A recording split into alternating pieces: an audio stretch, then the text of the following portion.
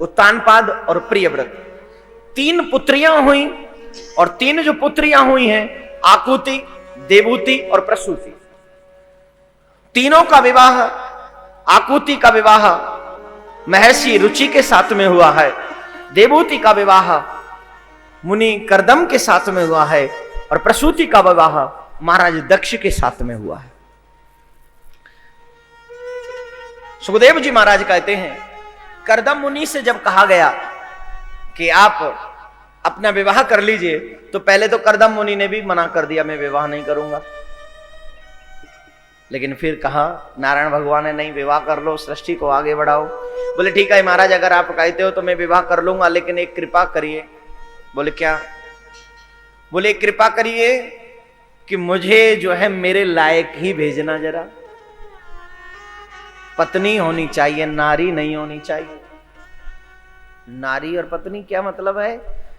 बोले नारी के लिए रामायण में लिखा गया है, ढोल गमारे शूद्र पशु नारी, सकल ताड़ना के अधिकारी।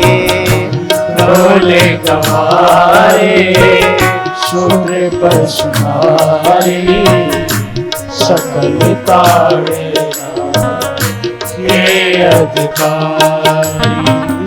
उमा कहूँ मैं अनुभव अपना, सत हरि भजन जगत सब सपना। उमा कहूँ मैं अनुभव अपना, सत हरि भजन जगत सब सपना।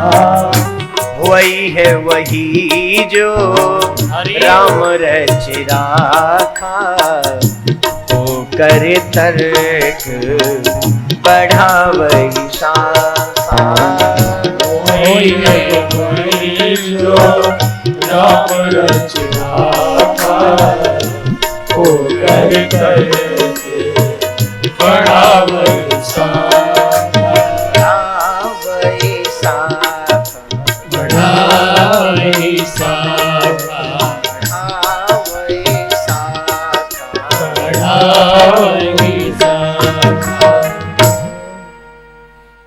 ढोलक हमारे शूद्र पशु नारी। नारी कौन? जो अपने पति के अपोजिट चले। ज्यादा विस्तार में नहीं बोलूंगा, ढंग से समझ लीजिए। नारी जो पत्नियां होती हैं, जो देवियां होती हैं, उनको प्रताड़ित नहीं कर सकते, दंडनीय अपराध है। लेकिन नारी के लिए दंडनीय अपराध नहीं है, सकल ताड़ना के उसको ताड़ित करते रहना चाहिए। बोले नारी कौन है? बोले जो अपने पति के विमुख चली जाए, जो अपने पति के मन से मन न मिला सके, जो थोड़ा सा कटु स्वभाव भी रखती हो, या पति कहे कि पूर्व में चलना है तो पत्नी दक्षिण के लिए तैयार है, भोजन बना है। एक मैं अधिकांश दिल्ली में काफी हमारे कार्यक्रम होते हैं, तो वहां एक बहुत अच्छी बात है, वहां एक कहावत है, बोले खाना कहाँ है? बोले किचन में बना पड़ा है। क्या है? किचन में बना पड़ा है। और हमारे ब्रज में क्या पड़े हुए का मतलब क्या है? बोलिए जरा। जैसे यूं ना कहूं दोना पत्थर कहां है? बोले वो सड़क पे पड़े हैं भैया। वैसे भोजन किचन में बना पड़ा है।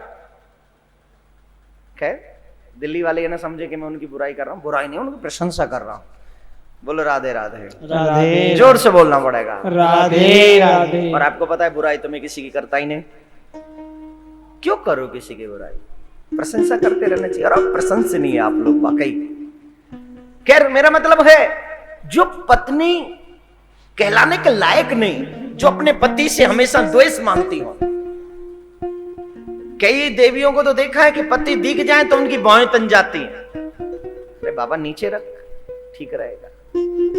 और पत्नी किसको कहते हैं? ये नारी के लक्षण। और पत्नी, पति चाहे कितना भी बुरा हो, पति चाहे जैसा भी हो, लेकिन फिर भी अपना ध्यान अपने पति के चरणों में लगा कर रखे। अब काफी लोग कहेंगे कि इसका मतलब तो पुरुष प्रधान देश हो गया ये। है, पुरुष प्रधान देश नहीं है। आप भी कई बार पुरुष बनी हैं, जो देवियां हैं वो कई बार पुरुष बन के आ चुकी हैं, और जो पुरुष हैं वो काफी बार जो स्त्री बन चुके। लेकिन जो स्त्री का धर्म है वो स्त्री का धर्म है, जो पुरुष का धर्म है वो पुरुष का धर्म है। उसको मैं बदल सकता हूं ना कोई। अब कहते हैं बोले कदम से कदम मिला के चलना चाहिए स्त्री को और पुरुष को। कैसे मिला सकते हैं भाई, कैसे मिला सकते कदम से कदम, आप बताइए। पुरुष से स्त्रियां अर्थात देवियां 1-2 कदम नहीं 100 कदम आगे हैं, पीछे नहीं है। जवाब दीजिए, पीछे कि आगे? जब देवी घर में आती है विवाह होके, तो हम लोग कहते हैं हमारे घर में लक्ष्मी आई है। कौन आई है? अब ये तो बाद में पता चलेगा कि लक्ष्मी है कि कछु और है। असली बात तो बाद में पता चलेगी, लेकिन पहले पहले तो कहेंगे, क्या कहेंगे? हमारे घर में लक्ष्मी आई है। लेकिन कोई पुरुष को कहता है कि हमारे घर में विष्णु आया है? बोलिए। लड़की वाले कहते हैं हमारे घर में विष्णु आ गए, आरती उतारो। दामाद भयंकर ग्रह है। जमाई को क्या कहते हैं? जम। राधे राधे। पुरुष को बना दिया क्या? जम आई, और माताओं को लक्ष्मी है। तो लक्ष्मी आगे कि जम आगे, बताइए। देवियों तो 100 कदम आगे हैं, और जो देवियों को महत्व दिया जाता है, जो देवियां हम लोगों से आगे, पुरुष कभी उनकी बराबरी नहीं कर सकते। लेकिन पीछे हटने की बात, कदम से कदम मिलाने वाली बात देवियों को नहीं सोचनी चाहिए। पत्नी वो पति चाहे जैसा हो, अपना ध्यान पति में लगा कर रखे। और दूसरी बात, अगर पति गलत भी है तो पतित पति को भी पावन जो बना दे, पतित पति को पावन पति बना दे, वही पत्नी कहलाने के योग्य है। बोलो राधे राधे। राधे राधे। जोर से बोलना पड़ेगा। राधे राधे। बोले महाराज जरा ऐसी कृपा करिए कि कुछ ऐसी पत्नी मिल जाए। तो नारायण भगवान ने नारद जी को ये काम सौंपा, और नारद जी ने ये कार्य जो है करदम मुनि की पुत्री देवहूति के साथ, मनु महाराज की पुत्री देवहूति के साथ में करदम मुनि का विवाह कराया, और उनसे 9 कन्याएं हुई। 9 कन्याएं, और 10वें संतान के रूप में साक्षात कपिल देव भगवान प्रकट हुए हैं। बोलो कपिल देव भगवान की जय। ये साक्षात नारायण भगवान के अवतार कपिल देव भगवान।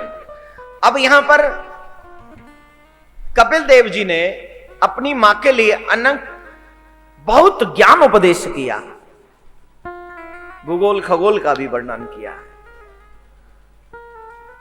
अनेक योगों का वर्णन किया। लेकिन यहां पर एक दिन की बात है, देवहूति जी ने पूछा, पुत्र मैंने सुना है कि तुम नारायण भगवान के अवतार हो, क्या यह सच है? बोले हाँ मां, यह सच है। बोले पुत्र जब यह सच है तो एक कार्य करो, मुझे भी एक उपाय बताओ, या वो बात बताओ जो मानव को करना चाहिए। जब इंसान को मानव शरीर मिल जाए तो उसे जीवन भर क्या करना चाहिए, और मानव योनि का मकसद क्या है, उद्देश्य क्या है, जरा बताइए। कपिल देव कहते हैं मां, पूरे जीवन भर व्यक्ति को भगवान को प्रसन्न करने की कोशिश करते रहना चाहिए। ध्यान से सुनिएगा, हम सबका मकसद है, हम सबका उद्देश्य है। यह प्रश्न अकेले देवहूति का नहीं है, यह प्रश्न हम सबका है। हमें यह नहीं पता कि मानव शरीर अगर मिल गया तो हमें क्या करना चाहिए और क्या नहीं करना चाहिए। कपिल देव भगवान कहते हैं मां, जब हमको सुंदर मानव शरीर मिल जाए उसके बाद व्यक्ति को पूरे जीवन भर प्रभु को प्रसन्न करने की कोशिश करते रहना चाहिए। भगवान कैसे प्रसन्न होंगे? जो हमारे पास सबसे कीमती वस्तु है वो भगवान के चरणों में चढ़ा देनी चाहिए। भाई एक बात बताइए, हम जिसको अपना कहते हैं या जो हमारा अपना है, हम उसे क्या देना चाहेंगे, जरा बताइए। क्या देंगे उसे? जो बेस्ट से बेस्ट है हमारे पास, जो सबसे कीमती है हमारे पास, वो हम अपने प्रेतम को कह लो, अपने ईश्वर को कह लो, अपने गुरु को कह लो, जो हमारे पास सबसे कीमती है, हम उसे उसके चरणों में चढ़ा देते हैं। और अगर न चढ़ा पाए तो समझना हमारे प्रेम में कहीं ना कहीं कमी है, हमारे विश्वास में कहीं ना कहीं कोई ना कोई कमी है।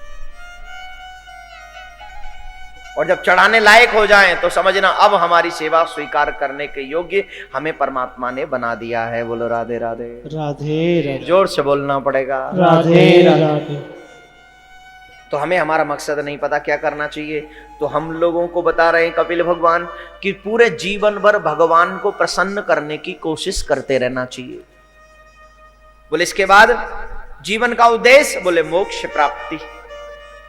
पुनरपि जन्मम पुनरपि मरणम पुनरपि जननी जठरे शयनम। बार बार जन्म लेना, बार बार मरना, बार बार जन्म लेना, बार बार मरना, जिंदगी भर इसी से छुटकारा नहीं मिलता है। न जाने कितनी 84 लाख योनियों में बार बार घूमते हैं, बार बार भ्रमण करते हैं और आकर यहां रुक जाते हैं। यह हमारे जीवन की सबसे बड़ी समस्या। मानव शरीर सिर्फ इसलिए मिला कि इस मानव शरीर में हम मोक्ष प्राप्ति का मार्ग चुन सके, मार्ग को प्राप्त कर सके, मंजिल को प्राप्त कर सके। और वो तभी होगी जब हम हरि का स्मरण करेंगे।